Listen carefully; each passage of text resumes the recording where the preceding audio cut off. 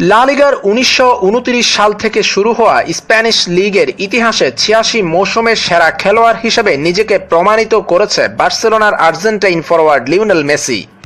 Spanish ফুটবলের ইতিহাস ও পরিসংখ্যান নিয়ে কাজ করা একটি রিসার্চ সেন্টার কর্তৃক সম্প্রতি প্রকাশিত এক স্টাডিতে মেসিকে সেরা খেলোয়াড় হিসেবে মনোনয়ন দেওয়া হয়েছে।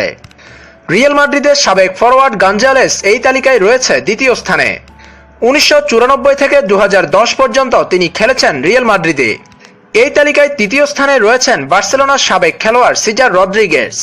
তিনি ১৯৪১ থেকে ১৯৬০ পর্যন্ত বার্সেলোনায় খেলেছেন। চতুর্থ স্থানে রয়েছেন অ্যাটলেটিকো বিলবাওয়ের তারকা টেলমো জারা। তিনি খেলেছেন ১৯৪০ থেকে ১৯৫৭ পর্যন্ত।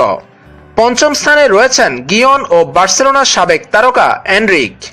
প্রতি মৌসুমে খেলোয়াড়দের গোল, লাল কার্ড, কত মিনিট তিনি মাঠে খেলেছেন এসবের উপর ভিত্তি করে এই স্টাডিটি প্রস্তুত করা হয়।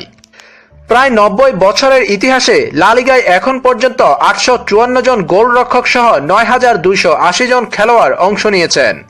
এ সমস্ত খেলোয়াড়দের মধ্যে মেসি শ্রেষ্ঠত্ব অর্জন করেছে।